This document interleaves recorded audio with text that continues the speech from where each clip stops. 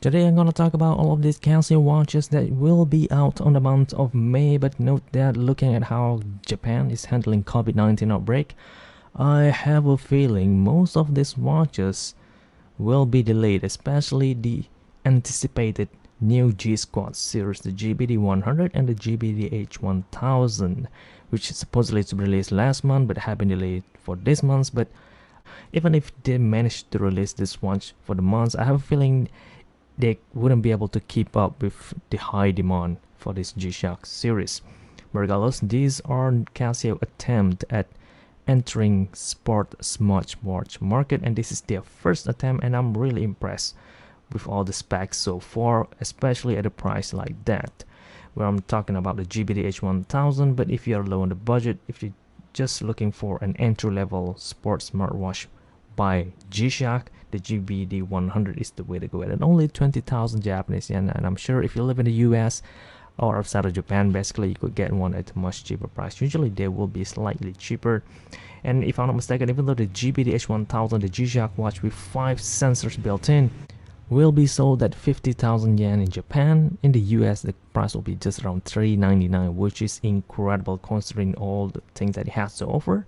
There's literally no wristwatch that has the same hardware as this one that is on the market today, so this is going to be really competitive, but we'll see how it goes. Now next we'll have new color series for the GMAS 140.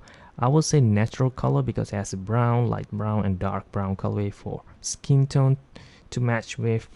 And basically they are a small size version of the boombox series GA140. They still have the same functions, but they are smaller, so there you go. I'm not a big fan of this anymore, but if you are and if you like the colors, then go right ahead. The price is really fair, 14,500 Japanese yen only. And let's move on to the premium G-Shock watch now.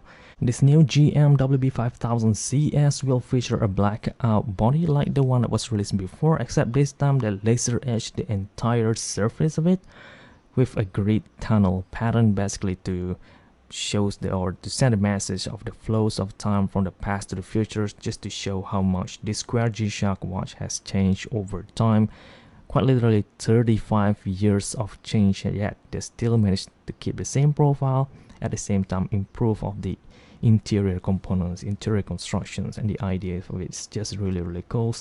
And looking at it, I have a feeling what Casio are actually trying to do is that they're trying to show off their capabilities at precision printing. In this case they're using laser and they just etch it all around the watch, and that makes the watch looks really cool. And this is really gonna be a limited editions, and I'm sure these are made for the fans, for the collectors, not so much for just average users, because you could pick one up something similar like this without all of the grid tunnels at a much cheaper price.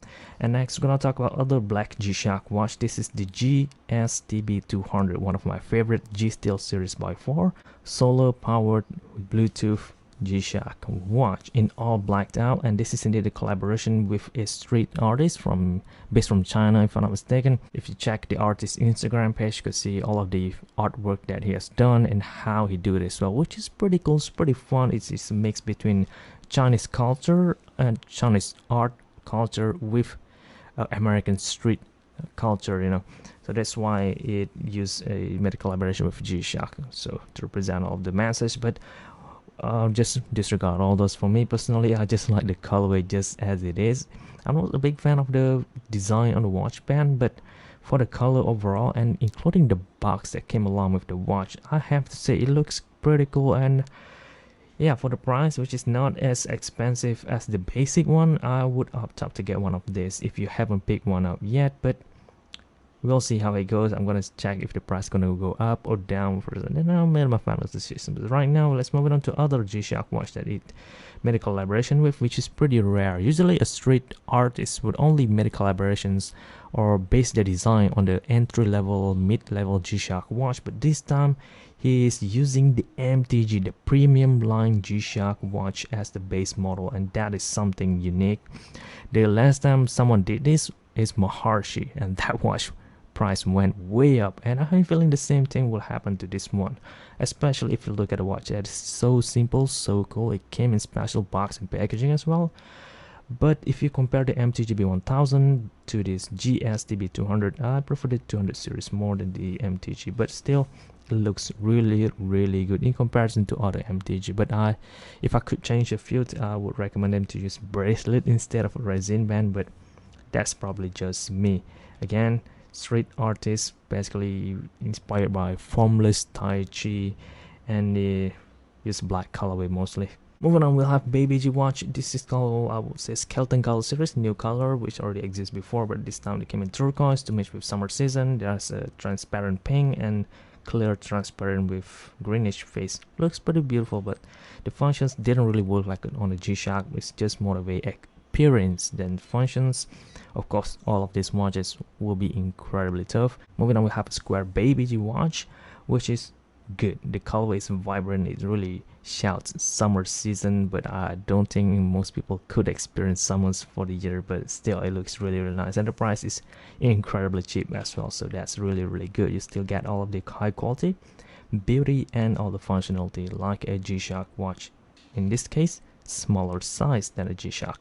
Moving on, we have a Baby G. This is like the G-Steel version, but in this case Baby G, so they call this GMS series. The price will be a bit expensive because it uses metal mostly. The functions are really basic. It's just analog with date display and resin band. What makes this watch special than to other watch on the market is that it is solar powered. Okay, so you don't have to swap the battery at all. The size is small. This is made for women. There's all the color choice. So this one is solar power, right? This one is solar wave scepter to multiband too. Note that both of these series was only intended for Japanese market only, hence multiband to signal the radio signal that Japan received. If you live outside of Japan, I wouldn't recommend that because you couldn't get the full functionality, but if you still like it, then go right ahead. Next, ProTrack watch, something that most people could use. This is a Petzl collaboration which will came with special carabiner if I'm not mistaken, and special packaging as well. The price, in my opinion, is fair for what it has to offer. It is a collaboration between 3 brands, and the colorway is also really nice. There's also a new edifice colorway that was just introduced a few months back, the ECB10, the Bluetooth equipped, sort of like the popular GA2100 series G-Shock, but it is metal body, metal forged body to be exact. It is a sporty watch for edifice series, for motorsports, race cars and such, but what I could see here is an all black with red accent, and that looks really beautiful.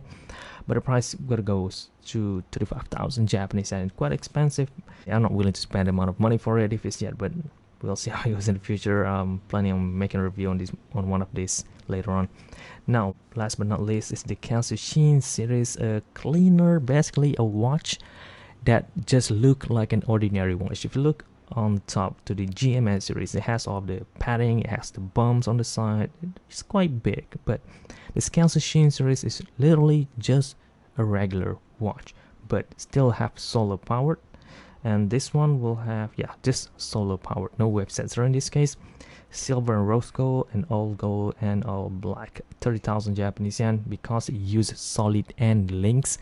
If you ever hold onto one of these, the quality is impeccable. It feels really premium despite being so small.